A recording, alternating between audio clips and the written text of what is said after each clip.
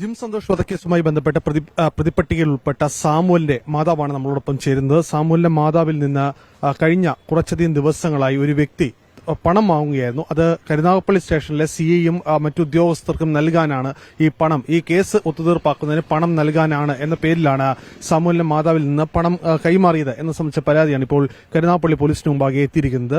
അമ്മ ഒരു പരാതി ഇപ്പോൾ കരുനാഗപ്പള്ളി പോലീസിന് മുമ്പാകെ എത്തിയിരിക്കുകയാണ്.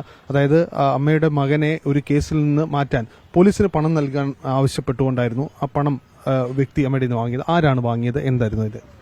അത് പുലത്ര നൌഷാദ് എന്ന് പറയുന്ന ഒരു പുള്ളിയാണ് എൻ്റെ നിന്ന് കാശ് വാങ്ങിയത്.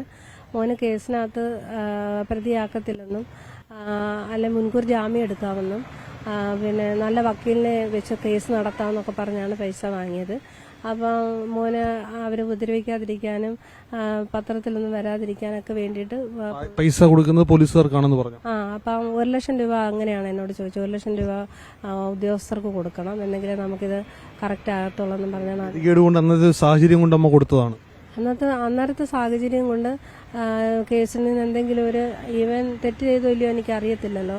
അപ്പം എന്തായാലും ഇങ്ങനെ പറഞ്ഞു വരുമ്പോൾ ഒരു പാർട്ടിക്കാർ ഇടപെട്ട് നമുക്കൊരു എന്തെങ്കിലും ഒരു നീക്കുപോക്ക് കിട്ടുന്നെങ്കിൽ അങ്ങനെ ആകട്ടെ എന്നുള്ള രീതിയിലാണ്. ഏത് പാർട്ടിയുടെ ഭാരവാഹിയാണ്? അങ്ങനെ എന്തോ ഒരു പാർട്ടിയാണെന്ന് RSP ആണെന്ന് അറിയുന്നു. പക്ഷെ അമ്മയ്ക്ക് ഒരു ഘട്ടത്തിലും സംശയം തോന്നിയില്ല അയാളെ? സംശയം തോന്നില്ല. അതേപോലെ ആയിരുന്നു എന്നോട് ഇടപെട്ടത്.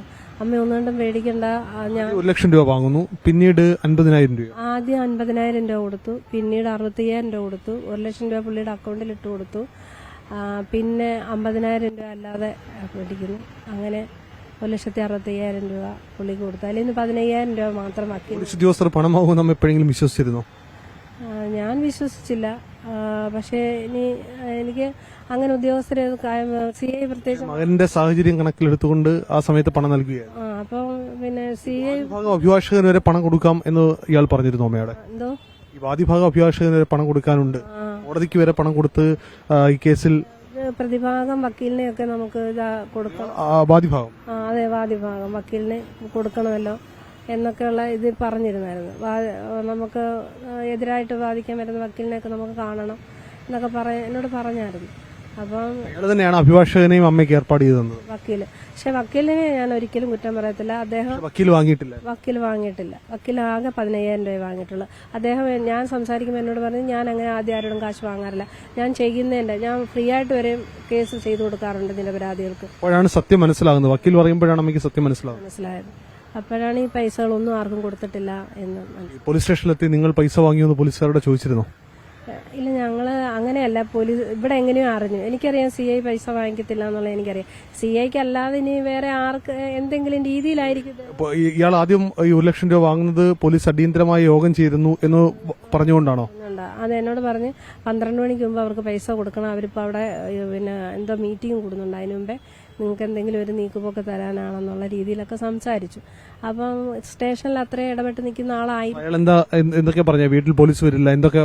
അപ്പോൾ വീട്ടിൽ പോലീസ് വരത്തില്ല, അവനെ ഇനി അന്വേഷിക്കത്തില്ല, നമ്മളായിട്ട് കണ്ടെത്തി കൊടുക്കത്തേ ഉള്ളൂ എന്നൊക്കെ പറഞ്ഞായിരുന്നു എന്നോട് പറഞ്ഞിരുന്നത്. അങ്ങനെയൊക്കെ പറഞ്ഞാണ് നമ്മൾ പൈസ കൊടുക്കേണ്ടി വന്നത്.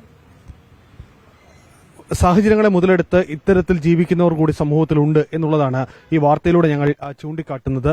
കാരണം ഒരു പ്രതിയാണ്, പ്രതിയുടെ അമ്മയാണ്. ആ അമ്മയുടെ ഒരു സാഹചര്യം, ആ അവസ്ഥയെ കൂടി മുതലെടുത്തുകൊണ്ടാണ് ഈ ഒരു വ്യക്തി ഈ അമ്മയിൽ നിന്ന് പണം വാങ്ങിയത്. ആ ഘട്ടത്തിൽ സ്വർണമടക്കം പണയം വെച്ചുകൊണ്ടാണ് ഇവർ ഇത്തരത്തിൽ പണം ഇയാൾക്ക് നൽകുകയും ചെയ്തത്. എന്തായാലും പോലീസിന് മുമ്പ് ഈ വിവരം അറിയുകയും പോലീസ് ഇപ്പോൾ ഇവരുടെ പരാതിയിൽ മേൽ തുടർ നടപടികൾ സ്വീകരിക്കാനുള്ള ഒരുക്കത്തിലാണ്. കൂടുതൽ കാര്യങ്ങൾ വരും മണിക്കൂറിൽ നമുക്ക് ലഭ്യമാവുകയും ചെയ്യും. കൊല്ലത്തുനിന്ന് ക്യാമറാമാൻ അരുൺ സാറിനൊപ്പം RN രാജ് 24.